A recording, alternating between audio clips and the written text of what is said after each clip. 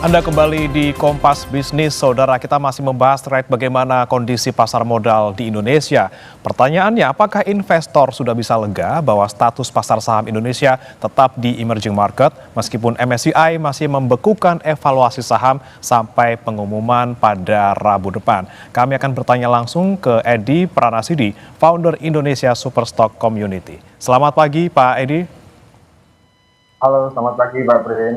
Baik, Pak Edi, ini kan dengan hilangnya risk premium akibat kepastian status emerging market, ini seberapa besar sih ruang penguatan IHSG dalam paling tidak 1 sampai 2 hari ke depan ini? Oke, yang harus kita perhatikan pada tanggal 23 Juni tersebut ada betulnya 3 kemungkinan ya.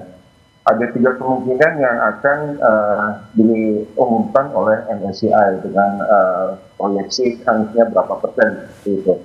Untuk yang pertama, kemungkinan MSCI dengan chance 80% atau chance 80% itu akan tetap menetapkan Indonesia di dalam klasifikasi sebagai emerging market. Pada posisi ini, IHSG bisa naik sampai di atas 6.300 atau 6.350 ya, karena mereka yang keluar kemarin-kemarin mungkin teryakinkan kembali bahwa dengan tetap di emerging market itu tetap membuat Indonesia tetap investable.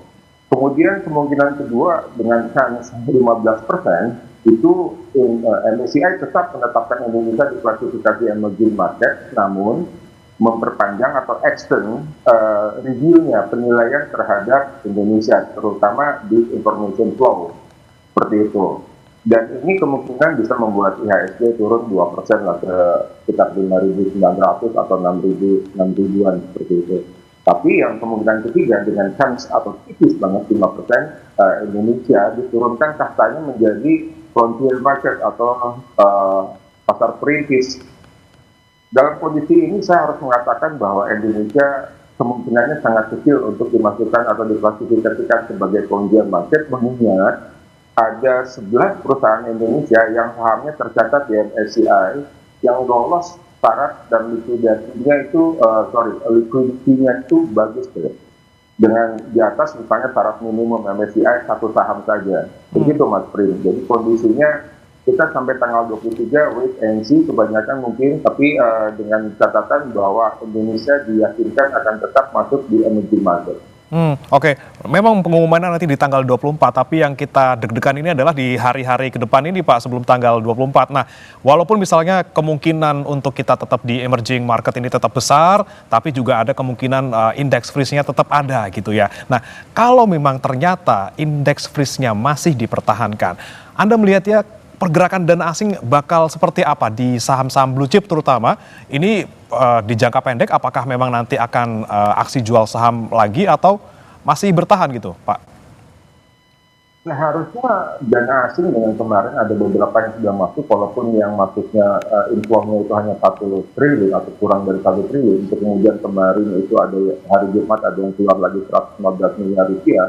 Saya pikir pada kondisi kita harus ingat ya, tahun 2025 sampai September mereka itu keluar juga sekitar 60 triliunan rupiah karena ada yang namanya kekhawatiran terhadap tarif war yang ditemukan oleh Trump terhadap seluruh negara yang counterpart dagangnya Trump. Tapi di kondisi sekarang dengan IHSG yang sebetulnya mendapatkan tekanan dari MSCI, kemudian yang kedua tekanan tentang fiscal deterioration, kemudian juga yang ketiga tentang rupiah yang melemah sehingga membuat fiskalnya dipertanyakan, kemudian yang keempat adalah tentang perang Iran yang belum juga selesai sampai saat ini walaupun sudah ada penandatanganan ya. Dan perang Iran itu sebetulnya menjadi salah satu faktor utama dari IHSG. Kenapa? Karena dengan perang Iran ini selesai, harga minyak yang terutama Indonesia menggunakan minyak mentah Brent itu turun dari tertingginya 120 sekarang di kisaran $80 per barrel. Artinya di APBN kita targetkan Brent itu di harga $70 per barrel. Jadi ada diferensiasi $10 per barrel yang artinya sehari kita harus nambah 10 juta US dollar untuk impor minyak karena kita impor 1 juta barrel per hari. Dari kebutuhan 1,6 juta yang 600.000 barrelnya didapat dari produksi dalam negeri. Jadi kalau misalnya bertanyaannya adalah apakah misalnya IHSG atau misalnya indeks ini akan membaik atau memburuk, saya pikir sampai tanggal 23 nanti seharusnya IHSG itu kalau misalnya diperkirakan bahwa dengan chance 85% kita tetap di emerging market, maka seharusnya IHSG akan membaik dan dana asing akan masuk, dan tentunya dana asing flow-nya itu masuknya kepada 11 perusahaan yang ada di MSCI perusahaan Indonesia, yaitu misalnya seperti Bank Mandiri, Bank Rakyat Indonesia, Bank Sentral Asia, BCA, Telekomunikasi Indonesia, Astra International, seperti itu. Jadi mereka mungkin untuk sementara akan menumpuk di situ sampai misalnya MSCI kemudian memasukkan kembali saham-saham Indonesia yang likuiditasnya bagus, para transparansinya bagus, free float-nya juga bagus, seperti itu. Baik, kalau Jadi itu kan kalau misalnya sekarang kita melihat MSCI dengan hanya menilai satu saja dari 18 indikator, yaitu information flow yang ratingnya diturunkan negatif, saya pikir kita bisa memperbaikinya, dan saya yakin OJK dan Bursa Efek Indonesia akan memperbaiki dengan baik. Oke, tadi kan skenario terbaiknya gitu ya, 80% kita akan tetap di emerging market dan mungkin indeks risknya dicabut. Tapi kalau misalnya yang terjadi adalah worst scenario tadi yang terkait dengan kita turun ke frontier market, kemudian juga indeks kita masih dibekukan, seperti apa yang harus diantisipasi oleh investor, terutama untuk investor retail, Pak? Terutama untuk investor retail, tentunya kalau misalnya terjadi seperti itu, kita diturunkan atau misalnya yang worst case-nya kita diturunkan menjadi frontier market, yang menjadi sasaran jual foreign asing itu pemodal asing tentunya hanya ada di 11 saham itu tadi. Dan kondisi ini akan menimbulkan kepanikan sesaat. Tapi saya pikir seperti yang sudah saya kemukakan sebelumnya, ketika kepanikan itu terjadi, ketika misalnya panic selling itu terjadi karena kita worst case-nya terjadi, itu juga akan jadi kesempatan untuk investor retail maupun investor institusi dalam negeri untuk masuk.